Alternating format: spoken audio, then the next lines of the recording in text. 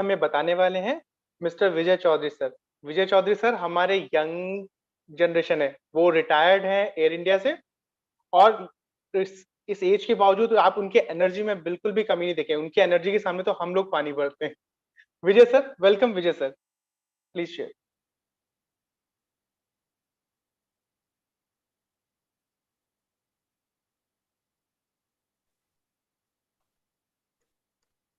Yeah, you can even share your slides and continue the meeting, Vijay bhai. Yeah, धन्यवाद.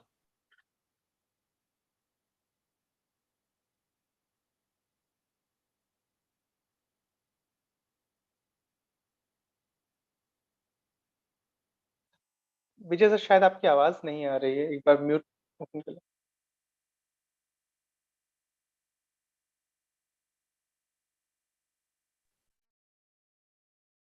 दोस्तों नमस्कार, अभिनंदन, आभार आप सभी का। मैं इस Q1 2023 के Q1 रिजल्ट्स के प्रेजेंटेशन में आप सभी का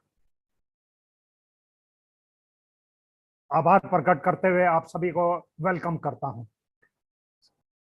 सबसे पहले तो अभी अनिल पाल जी ने आपको बहुत बढ़िया एक प्रेजेंटेशन दी है। इसके बाद डॉक्टर धवल शाह देंगे, उनके बारे में भी मैं एक लाइन बता दूं। इनके प्रेजेंटेशन देखकर हर कोई कहे वाह वाह, ऐसे हैं डॉक्टर धवल शाह। और उसके बाद आएंगे डॉक्टर जैद। इनकी वाणी है जैसे हो शहद, ऐसे हैं डॉक्टर शेख जैद। तो दोस्तों चलो देखते हैं आगे।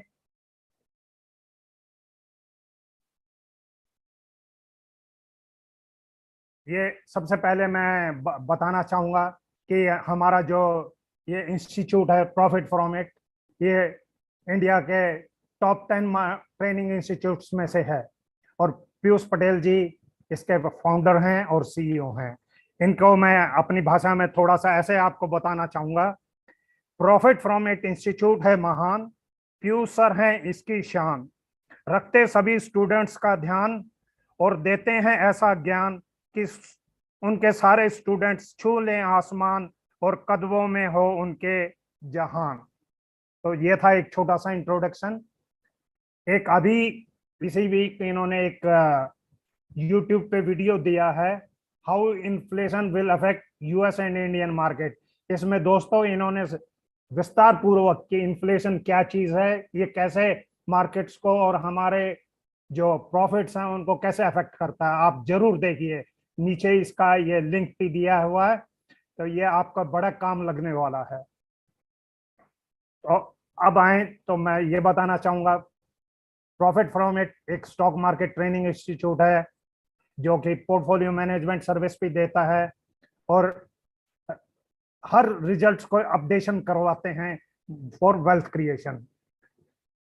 और यहाँ पे ये भी कहूंगा, पीयूष सर हैं प्रॉफिट फ्रॉम इट के फाउंडर, सिखाते हैं सबको कैसे ढूंढे वेल्थ कंपाउंडर्स। तो दोस्तों चलो अब मैं आपका इंडिगो एयरलाइंस की प्रेजेंटेशन देता हूं Q1 रिजल्ट्स के अपडेशन की। तो सबसे पहले जाने दोस्तों कि ये किस कंपनी से है। तो दोस्तों ये एक एयरलाइन इंडस्ट्री से है।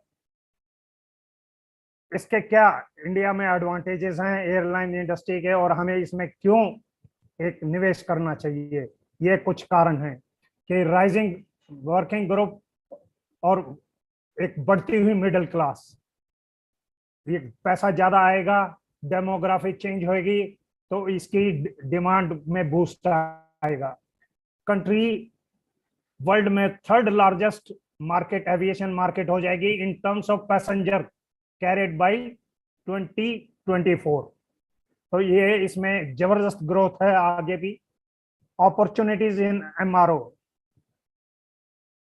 एमआरओ में इंडस्ट्री का ये एक जो अभी 800 मिलियन थी 2018 में, US डॉलर 800 मिलियन, वो 2028 तक बढ़कर 2.4 बिलियन US डॉलर हो जाएगी। और गवर्नमेंट इनकी एमआरओ फैसिलिटीज के लिए जो पहले 3 से लेके 5 साल तक के लिए लैंड अलॉट करती थी, अब वो बढ़ा के उसका पीरियड 30 इयर्स कर दिया है सितंबर 2021 से। पॉलिसी सपोर्ट, फॉरेन इन्वेस्टमेंट जो इसका बढ़ा के 49% तक अलाउ कर दिया है under the automatic route.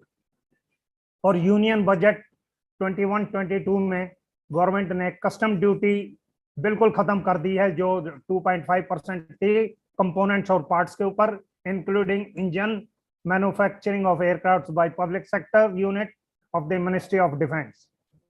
Increasing investment to the tune of rupees 420 to 450 billion, जो कि यूएस डॉलर टर्म्स में 6 से लेके 6.41 बिलियन के करीब बनता है। ये एयरपोर्ट इंफ्रास्ट्रक्चर के डेवलपमेंट के लिए 2023 तक ये स्पेंड होगा। Growing private sector participation through public private partnership.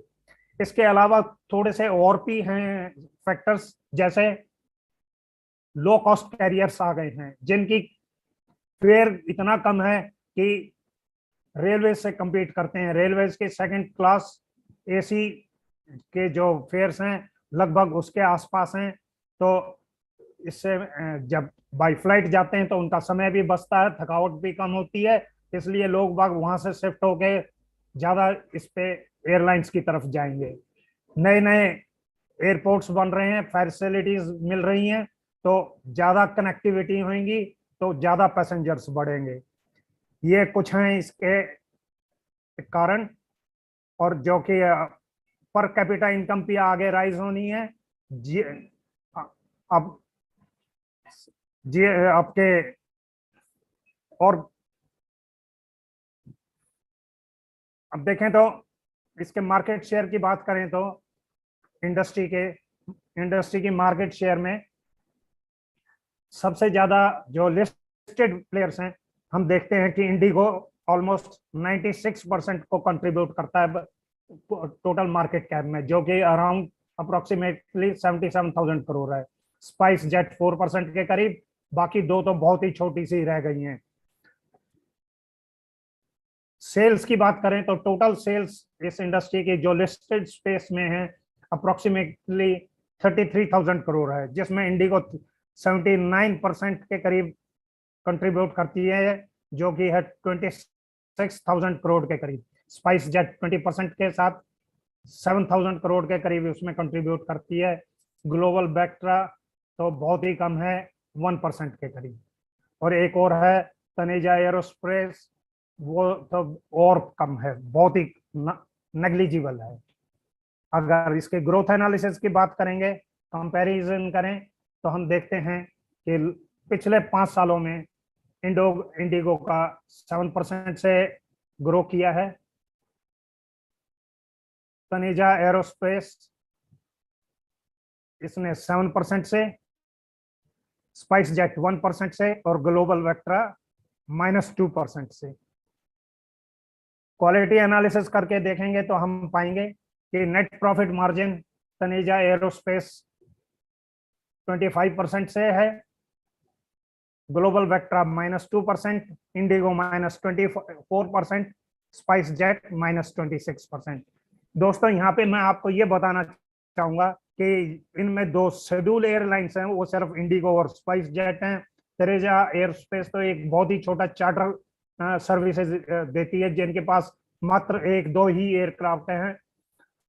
और ग्लोबल वेक्ट्रा ये हेलीकॉप्टर सर्विसेज प्रोवाइड करते हैं, तो इनको हम शेड्यूल एयरलाइंस प्रोवाइडर की कैटेगरी में नहीं ले सकते, तो 2 ही रह जाते हैं, इंडिगो और स्पाइस जेट, एक दूसरे के कंपटीटर। अगर आईसीआर की बात करें तो तनेजा एरोस्पेस का 19 का आईसीआर है, 19 टाइम्स का, इंडिगो का -2, ग्लोबल वेक्ट्रा का -2 और SpiceJet -4। Reserve versus debt की बात करें तो तनेजा एरोस्पेस है 96 का इसका रिजर्व है, और ये एक डेट फ्री है कि उसके अगेंस्ट डेट है ही नहीं, सिर्फ 1 करोड़ का ही है। ग्लोबल वेक्ट्रा का ये डेट है, और बाकी स्पाइस जेट और इंडिगो इनमें तो हैवी डेट है, और साथ में इनका जो रिजर्व है वो भी माइनस में हो चुका है। ये किस कारण हुआ दोस्तों, ये अभी आगे हम बताएंगे, क्योंकि पिछले 2 सालों से कोविड आ गया था और एयरलाइंस बंद हो गई थी। लेकिन उस दौरान जो इन्होंने एयरक्राफ्ट लीज थे वो भी देना था, एरोड्रोम के जो फीस हैं स्पेस की वो देनी है, एम्प्लॉयज के जो सैलरी है वो भी देनी है। तो उस वजह से इनका ये जितना था रिजर्व वो यूज अप इन्होंने यूज कर लिया, इस वजह से इनको ये घाटा हुआ है। तो दोस्तों इन दोनों को अगर हम इंडिगो और स्पाइस जेट की बात करें तो उनमें दोनों में अच्छी इंडिगो ही है, और इसका हम बिहेवियर एनालिसिस करें तो हम पाएंगे कि ये एक जबरदस्त ग्रोइंग एक कंपनी है। इसका आईपीओ 10 नवंबर 2015 को आया था, और इसकी प्री आईपीओ ग्रोथ थी 40% इन 5 इयर्स 2010 से 2015। इसको देख के हमने एक सोचा था कि इसमें इस इंडस्ट्री में जो ये ग्रोइंग भी है और इसने जबरदस्त ग्रोथ दिखा रहा है, इसमें इन्वेस्टमेंट करें। तो इसमें देखते हैं कि आईपीओ के बाद अगर 2022 तक देखें तो उसका 9% CAGR से ग्रोथ हुआ है, और वो 2016 से लेके अब तक 2 टाइम्स के करीब हो गया। अगर हम ये 2021 और 22 जो कि कोविड अफेक्टेड साल थे इनको निकाल दें और 2016 से 2022 तक का ही देखें तो इन 5 सालों में इसने 21% CAGR से ग्रोथ करा है और 2.6% ग्रो किया है। प्रॉफिट आफ्टर टैक्स की बात करें तो ये देखते हैं कि 21-22 में जबरदस्त इन्होंने लॉस किए हैं। तो इसका कारण मैं पहले ही दोस्तों अभी बता चुका हूं कि ये बिल्कुल अफेक्टेड थे कोविड की वजह से।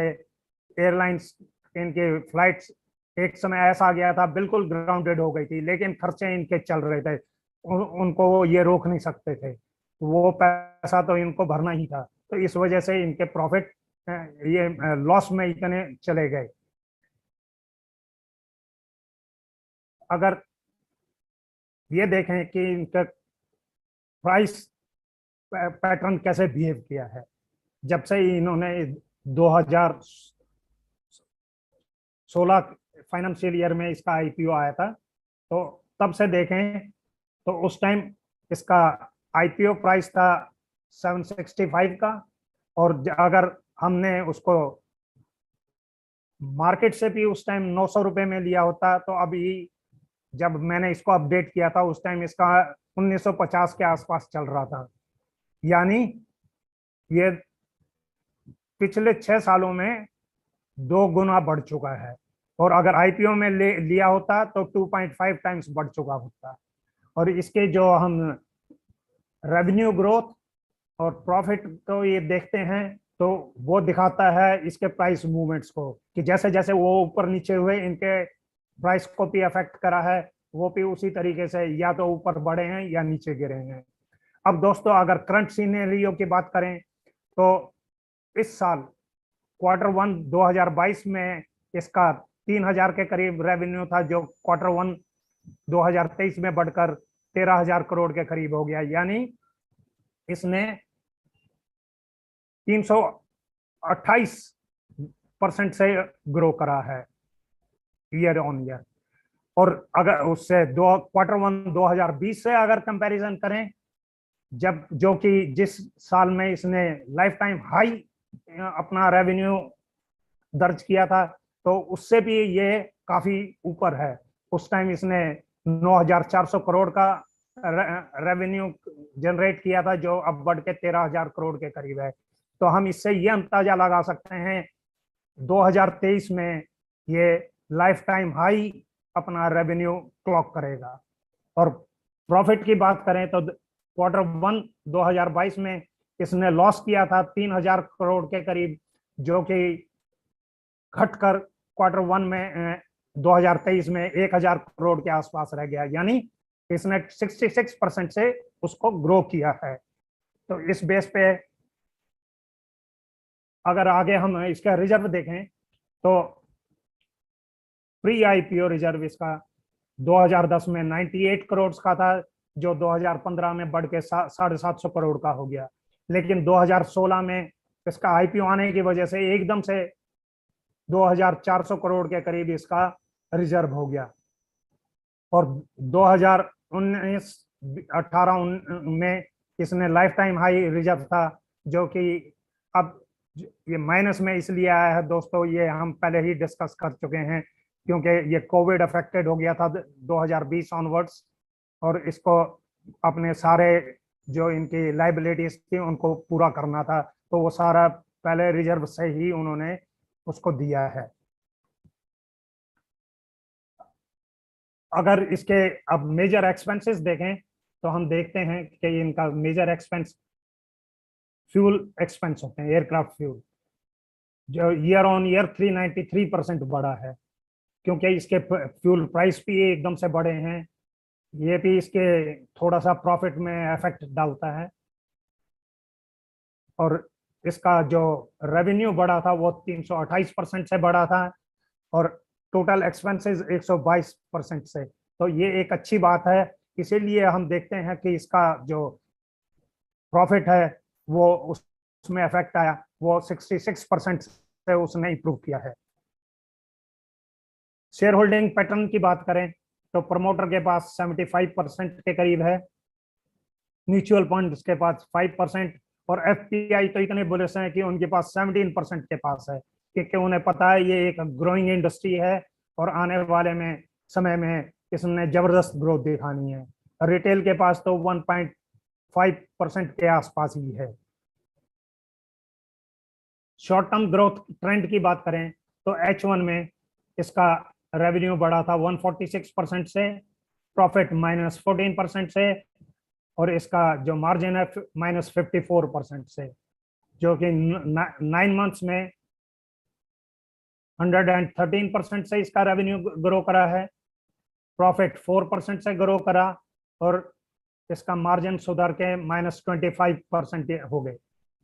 एनुअल आते आते हम देखते हैं कि इसके रेवेन्यू ग्रोथ 77% से बढ़े, प्रॉफिट -6% से, और जो मार्जिन है -24% से। अब दोस्तों Q1 आते इन्होंने अच्छा एक जंप दिखाया है। रेवेन्यू 328% से बढ़े, प्रॉफिट 66% से, और मार्जिन -8% से। इस ट्रेंड को देखते हुए हम एक्सपेक्ट कर सकते हैं कि आने वाले शॉर्ट टर्म में इसके रेवेन्यू 100% से बढ़ेंगे, और प्रॉफिट 90% से, और मार्जिन -1% से। दोस्तों अगर इसके फेवरेबल कंडीशन हुई तो ये 90% से बढ़ के ये जितना भी इसका लॉस है उसको वाइप आउट करके प्रॉफिट में भी आ सकता है, और जो ये -1% देख रहे हैं ये 2-3% भी हो सकता है। इसका ईपीएस फाइनेंशियल ईयर 2022 में -160 का था, जो एट प्रेजेंट ईपीएस टीटीएम है -105.22 का है, और फॉरवर्ड ईपीएस हम एक्सपेक्ट करते हैं -16 का। इसका रेवेन्यू लॉन्ग टर्म ग्रोथ 15% से हम देखेंगे कि बढ़ेंगे, और प्रॉफिट मार्जिन अभी लॉस में है तो इसलिए उसको परसेंटेज वाइज नहीं कैलकुलेट कर सकते, इसलिए हम प्रॉफिट मार्जिन सेफली हम अज्यूम कर सकते हैं कि 6% से इसके मार्जिन बढ़ेंगे इन आने वाले लॉन्ग टर्म ग्रोथ में। रेवेन्यू एंड प्रॉफिट लॉस 2022 में हमने देखा ये 26,000 करोड़ के करीब इसका रेवेन्यू था, और प्रॉफिट था, लॉस था -6,000 करोड़ के करीब। 2023 में हम एक्सपेक्ट करते हैं कि इसका जो रेवेन्यू है वो उससे डबल होके 52,000 करोड़ के करीब हो जाएगा, और इसका प्रॉफिट है वो नेग्लिजिबल रह जाएगा -600 करोड़ के करीब, और थोड़ा सा भी फेवरेबल कंडीशन हुई तो ये भी प्रॉफिट में बदल जाएगा, चाहे हम थोड़ा सा ही प्रॉफिट देखें। 2028 आते आते हम एक्सपेक्ट करते हैं कि ये 1 लाख करोड़ को रेवेन्यू को पार करेगा और इसका जो प्रॉफिट है वो 6,300 करोड़ के करीब होगी और 2035 आते आते ये 3 लाख करोड़ को क्रॉस करके रेवेन्यू इसके प्रॉफिट 20,000 करोड़ के करीब प्रॉफिट आ जाएंगे। इसका करंट मार्केट प्राइस देखें तो 1834 के हैं दोस्तों। इसका 52 वीक लो है 1513, 52 वीक हाई है 2379। इसका हम अभी कोई फेयर प्राइस अभी कुछ भी फंडामेंटली नहीं निकाल सकते क्योंकि ये अभी लॉस में चल रही है कंपनी, लेकिन 2028 में हम एक्सपेक्ट करते हैं कि इसका जो फेयर प्राइस है वो राउंड अबाउट 2200 के करीब होगा और 2035 आते आते 6000 के करीब इसका फेयर प्राइस हो सकता है। आगे टेक्निकल एनालिसिस करें तो हम पाएंगे कि इसका टारगेट बनता है 2300 का और जब भी ये 1600 के नीचे मिले हमें इसमें बाइंग कर सकते हैं। उसके आसपास इसका ये 50 मैमा भी है और इसका हम अपने पोर्टफोलियो में इन्वेस्टमेंट के लिए 1% रख सकते हैं जो भी चाहें कि एविएशन इंडस्ट्री में उन्हें अगर इन्वेस्टमेंट करने की सोचें तो। डिस्क्लेमर, मैं कोई एक इन्वेस्टमेंट एडवाइजर नहीं हूं, ये प्रेजेंटेशन सिर्फ एक एजुकेशनल पर्पस के लिए है। आप कोई भी बाइंग या सेलिंग से पहले अपना खुद का एक इन्फॉर्म्ड डिसीजन लें। तो दोस्तों चलो हम मिलके वेल्थ क्रिएशन की रोड पे अपनी जर्नी स्टार्ट करें। Thank you. Over to you Zaid भाई। Thank you Vijay sir. इतना टफ कंपनी, मतलब ये वो सेक्टर था जो कोविड के दौरान भी बड़ा मुश्किल से गुजरा और उसमें भी ये वो सेक्टर था जिसमें कंपनीज बंद होने लग गई। ऐसा रहा कि कंपनीज को ओवरटेक किया गया। तो इतनी टफ कंपनी के बावजूद आपने इतना अच्छा क्लियरिटी दिया, इसके लिए बहुत बहुत थैंक्स सर। मैं पीयूष सर को इनवाइट करना चाहूंगा आपके प्रेजेंटेशन पे कमेंट्स के लिए। पीयूष सर। बढ़िया प्रेजेंटेशन विजय भाई, और हमको प्रॉपर डेटा एनालिसिस मिला आपकी ओर से। इंडिगो में निवेश करना चाहिए कि नहीं, ये ध्यान रहे। जैसा विजय भाई ने दोस्तों हम सबको इंफॉर्मेशन आज दी, उसमें मुझे जो कुछ 2-3 चीजें लगी मैं ये जरूर बताना चाहूंगा कि जब इन्होंने ग्रोथ बताया सबका ध्यान होना चाहिए कि प्री कोविड ये इंडिया की फास्टेस्ट ग्रोइंग इंडस्ट्री थी। Let me repeat, pre Covid this was among India fastest growing industry. अभी कोविड आया तो ये एक नॉन सिस्टमेटिक चीज थी, ये कुछ ऐसा नहीं था कि कुछ इनकी गलती की वजह से आया। तो भी कोविड आया जिन्होंने टच इंटेंसिव सेक्टर को पूरी तरह से चौपट कर दिया और ज्यादातर जो टच इंटेंसिव सेक्टर की कंपनियां थी उन्होंने जबरदस्त खराबी देखी। इसलिए तो हम जनरली वर्षों से आपको कहते हैं कि कंपनियों को तब मत देखो जब वो अच्छे समय में होती है, बुरे समय में कौन टिकता है। ये सबसे इंपॉर्टेंट बातें है कि आपको सारी टच इंटेंसिव सेक्टर से दोस्तों सीखना चाहिए। अब दोस्तों कोविड जबकि धीमे धीमे जा चुका है, अब अगेन मोबिलिटी बढ़ चुकी है। इस साल हम वापस से खाली इंडिगो को नहीं, ओवरऑल एयरलाइन इंडस्ट्री को प्री कोविड लेवल पे जाता हुआ देखें। सो यस, अगर कोविड नहीं आता तो हो सकता है आपके शेयर सब कहां से कहां चले गए होते।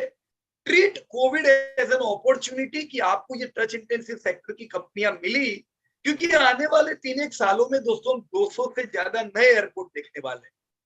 तो ये डिकेइंग इंडस्ट्री नहीं है। हमने फार्मा में क्या बताया, फार्मा इज डिकेइंग, धंधा उनका कम होता जा रहा है।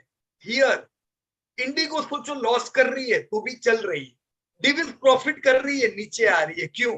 Because that is decaying. And Indigo को कौन ऊपर खींच रहा है? कंपनी नहीं, इंडस्ट्री खींच रही है। तब हमें पता है धंधे जबरदस्त बढ़ेंगे, धंधे बढ़ेंगे, प्रॉफिटेबिलिटी बढ़ेगी, दोस्तों बढ़िया पैसा बन सकता है। So overall it was a wonderful presentation. Indigo में निवेशक ध्यान रखे, एयरलाइन की ज्यादातर कंपनियों पे लीज लायबिलिटी भयंकर होती है, क्योंकि ये एयरक्राफ्ट जो लाते हैं ये लीज पे होते हैं ज्यादातर, तो इनको पैसा डॉलर में देना है। तो जब इंडिया का रुपी डेप्रिशिएट होता है इनको मार पड़ती है, क्रूड के दाम बढ़ते हैं इनको मार पड़ती है, इकोनॉमी वीक होती है, इनको मार पड़ती है। ये ग्रोइंग है आप लोगों की वजह से, क्योंकि लोग स्पेंडिंग करना चाहते हैं इंडिया में, लोग ट्रैवल करेंगे, पर प्रॉब्लम है कुछ इंडस्ट्री की वजह से। तो ध्यान रखें, इसमें आप 4-5% निवेश नहीं कर सकते, आप आधा टका 1% जरूर कर सकते हो, ताकि ग्रोथ का भी फायदा मिले। पूरे समय में जब कंपनियां टिकती है, जब अच्छा समय आएगा, इनके मार्जिन अच्छे रहेंगे, तो उसका भी दोस्तों आपको फायदा मिले। तो it was a good presentation and thank you very much to Vijay भाई चौधरी। धन्यवाद। Thank you sir, thank you sir. And अब मैं आपसे बात करने जा रहा हूँ मैप माई इंडिया के बारे में। तो हमें जैद भाई को इनवाइट करना पड़ेगा। जी सर। Welcome welcome. चलिए, थैंक यू सर।